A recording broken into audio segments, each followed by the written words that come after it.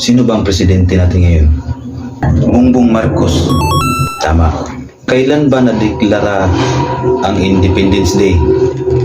June 12, 1898. Galing. Last question. Alam mo ba na mahal na ang bigas ngayon? Dati pa po. Okay. Lumabas ka na. Papasukin mo yung isa. Pasok ka na daw. Ano ba ang sinagot mo? Padali lang yung sagot. Una, Bongbong Marcos. Tapos, June 12, 1898.